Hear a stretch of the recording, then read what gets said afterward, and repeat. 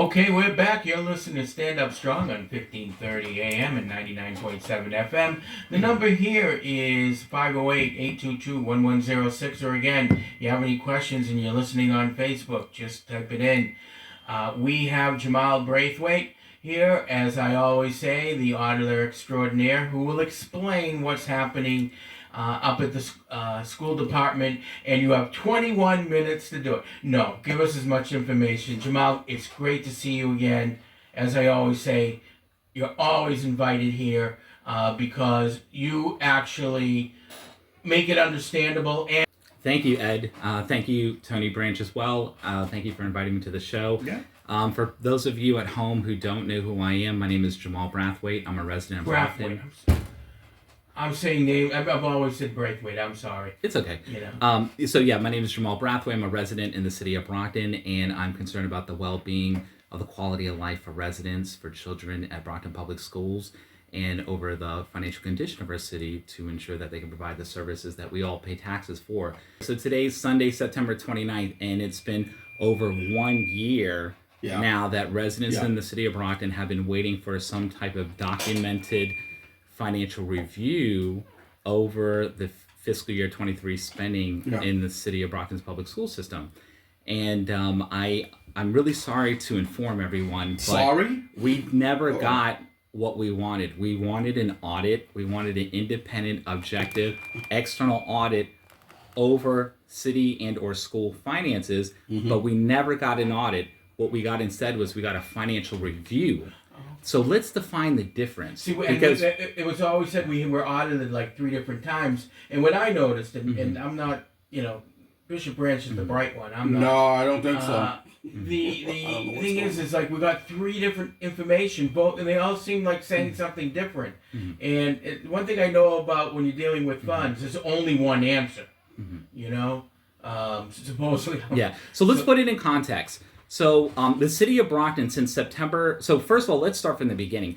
On May 15th of 2023, the Enterprise published an article where they highlighted that the superintendent of schools had disclosed that there was an $18 million deficit in Brockton Public Schools spending for fiscal year 23 that resulted in the need to lay off over 100 staff members of Brockton Public Schools. Now, this is so important to highlight because in that 214-page investigation that cost the city of Brockton over $908,000 to produce, I said it costs over $908,000 to produce. And the reason why I'm saying it like that is because nobody in the city of Brockton has disclosed that yet.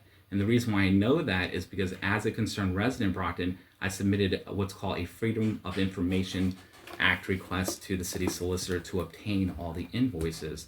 And from reviewing the invoices, I can see that it costs the city over the taxpayer, over $908,000. But what I'm really concerned about is when you review this report, it was advertised by the city solicitor and the mayor as something independent, objective, and unbiased. But I would say that this investigation was not comprehensive. It might have been more than what, and let me put it in context.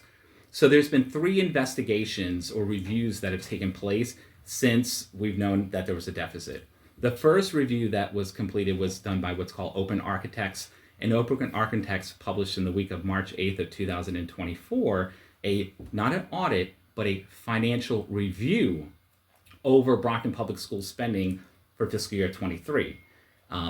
That's observation number 1. Observation number 2 is that RSM is an auditing firm that was hired by the school department. And in September of 2023, the school department voted to have an audit commission, but they never paid to have an audit done. Instead, they paid for what's called a financial review. And the financial review, the difference between an audit and a financial review is that an audit is an independent, objective, unbiased financial, or in this case, review over, it should have been the Brockton Public School systems. And what the kind of audit we should have commissioned was something called a financial assurance audit. A financial assurance audit is where auditors would identify the risk involved with our business process areas that report on finances. They would identify the risk, they would identify the process areas, and they would identify the controls that it should exist to prevent those risks from occurring, the risk that we could overspend more than what was appropriated by the city council, the risk that there's a scenario that there's staff that have override access in Munis. So what it is there was never a review over what internal controls should have existed in Brockton Public Schools and on the city side to prevent this type of crisis from happening. And that's where I feel the residents of Brockton have been disserviced. The third review that took place was commissioned by the city solicitor at the instruction of the mayor. And the city solicitor reached out to this firm called Nystrom, Beckman in Paris, who produced this over 200-page report that's an investigation. It is not an audit.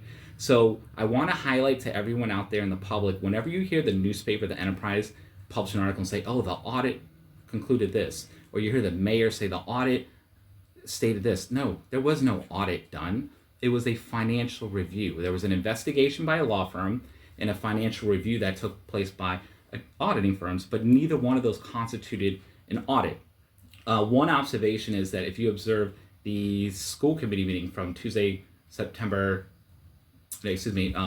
school committee meeting from September 18th, you'll see the city solicitor present the findings of this law firm, and she'll go into some level of detail and about what they found the root causes were and what the recommendations are. And I want to go through some of these points at a high level.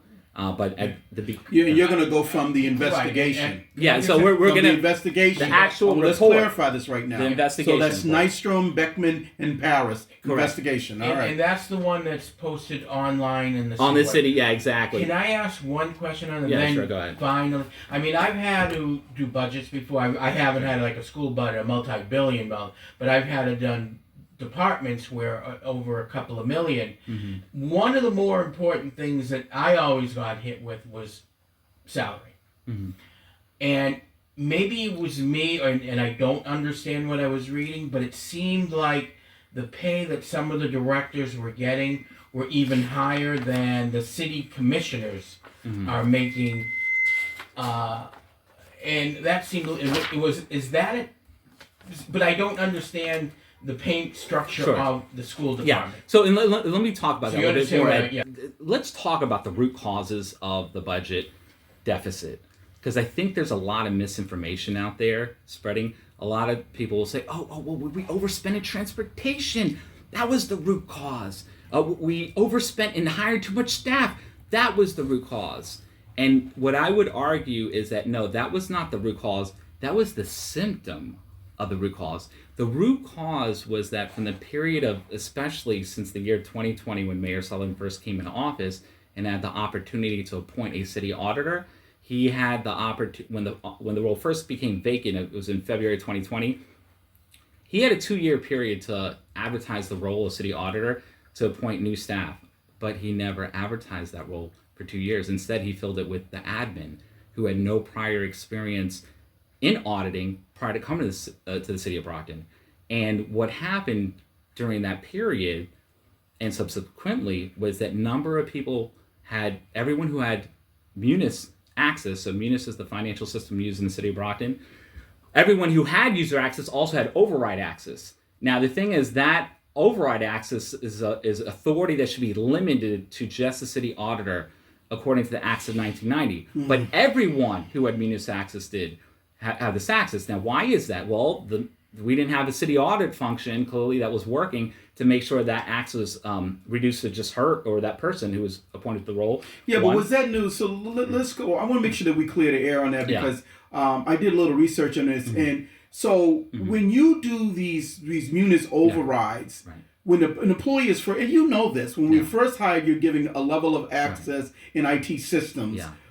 Was their IT access changed, or did they always have override access to Munis? That's important. Great question. So in this 200-page report that costs you, the taxpayer, $908,000, they never conducted a review over Munis access. What they'll state in this report was that the investigators were given access to Munis to understand where overspending existed, but nobody ever conducted a review over what's called IT general controls that should exist within Munis. And the story gets deeper because the investigation or the financial review, not an audit, that was commissioned by the Brockton School Committee, when RSM came to present to them in September, they advised that they never conducted a review over the IT general controls that should exist to limit Munis override access, but instead what they highlighted was that overspending was so widespread that they used the word pervasive.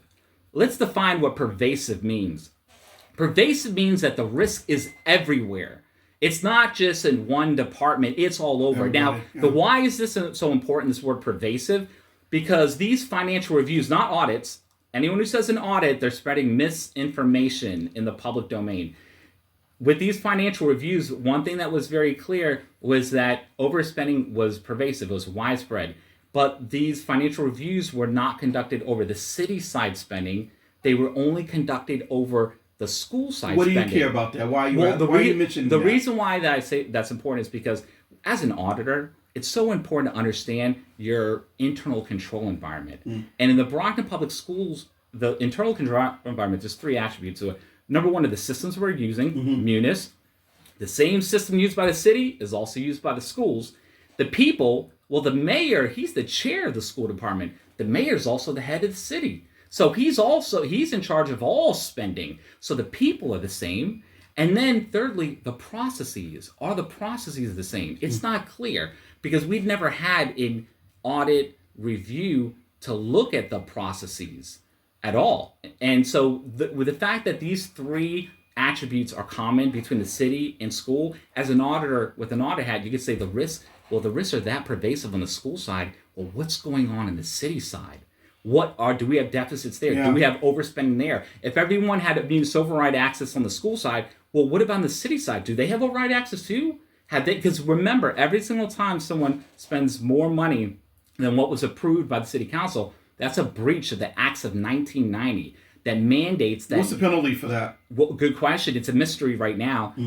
It's a mystery. Who's really going to be held accountable for that? Yeah. And one thing I want to highlight also is that when you look at this 200-page investigation, this is not comprehensive. And you know why I say it's not comprehensive?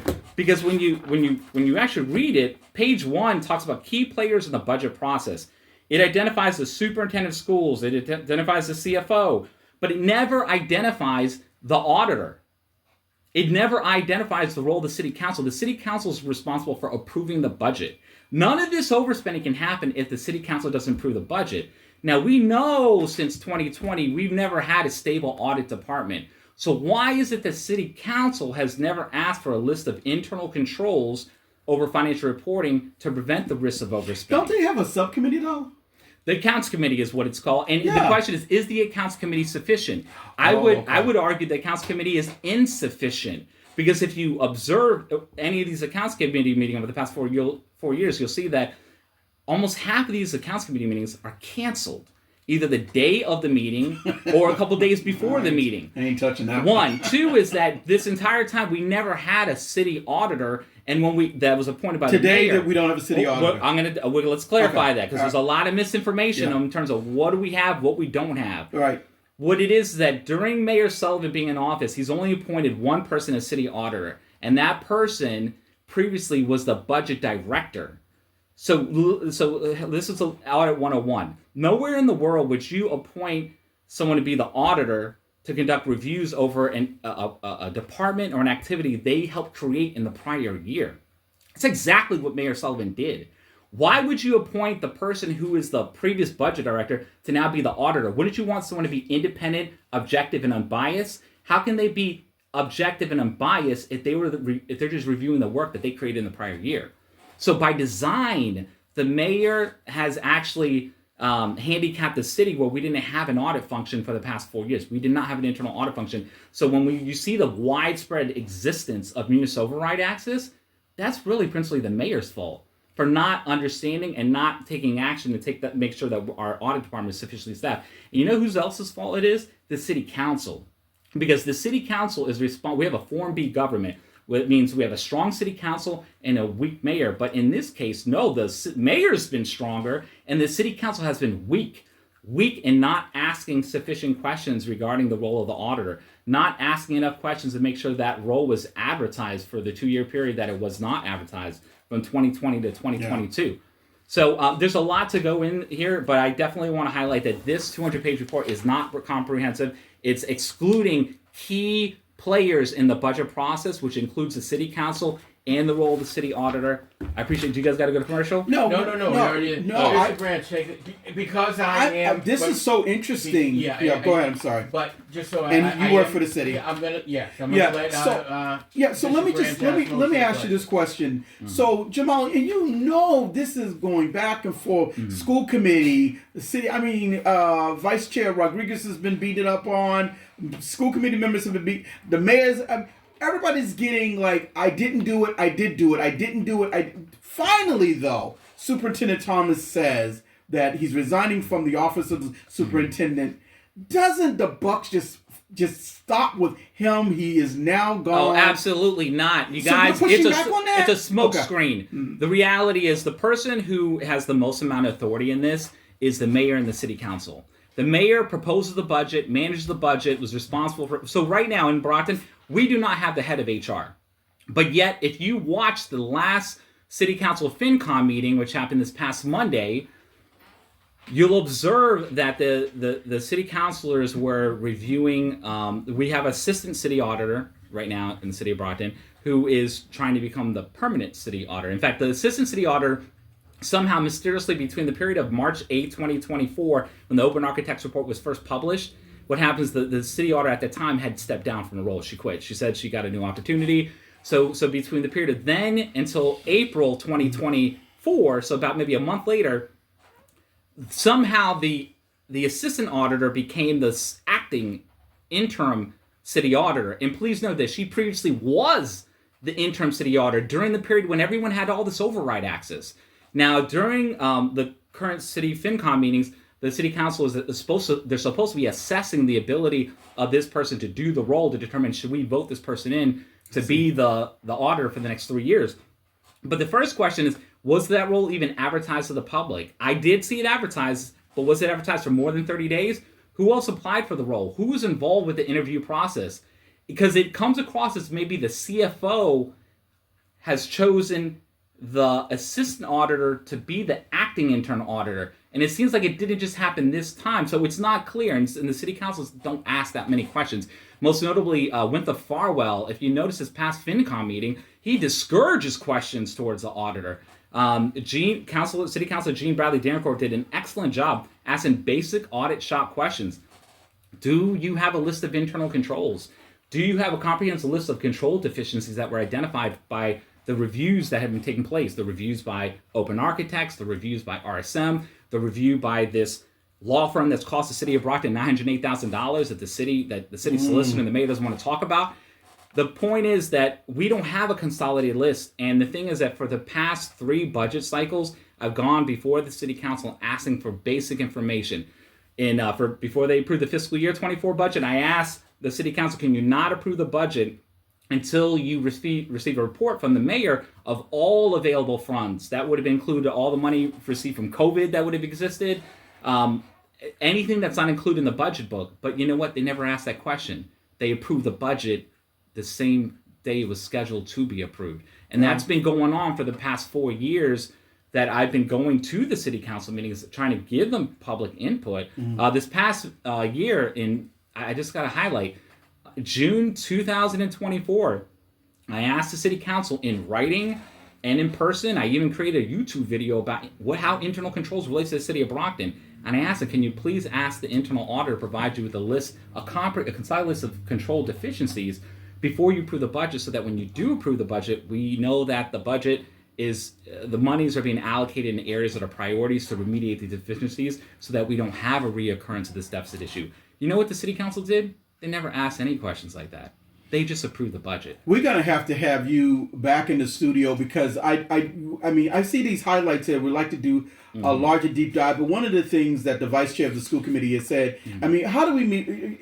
We only got 1 minute. 1 minute Isn't it time for us to say, okay, we all screwed up. Move this needle forward. You're saying there's much more. There's so much more. We need a comprehensive. We cannot move forward. We can't manage what we don't measure. In the city of Brockton, we can't manage what we can't manage what we don't measure, and we do not conduct internal control testing in the city audit department. So if you don't conduct internal control testing, you can't manage your internal control environment to prevent the risk of financial misreporting, financial overspending, and this report right here is incomplete. It's incomplete. Thank you, Jamal. We're gonna have Jamal back in the studio. We're gonna ask him some tough questions, but we want also to make sure that the city is moving forward. Listen. Maybe we can even do it section by section. Exactly. You gave us a great overview. And listen, we want to hear from the other side. I'm gonna call Council Farwell. I'm gonna call him. You know what? Call if anybody knows Winthrop Farwell. Call Winthrop Farwell, and I would love to have a conversation, a public conversation with him regarding his audit. Yeah, let me do my public announcement. Brockton Fall Festival. Let's not forget about that. Vice Chair Rodriguez has sent me this Thursday, September 26th through the 29th, 500 Belmont Street. You all remember Rodriguez the Vice Chair had sponsored this, but you can get your tickets at fiestashow.com. Don't forget about the Brockton Fall Festival. We are Stand Up Strong. Thank you. Thank you, Bishop Branch. We'll be back next week. What a show. Wow. We'll be back next week at 5 minutes past 12. Everybody have a great week.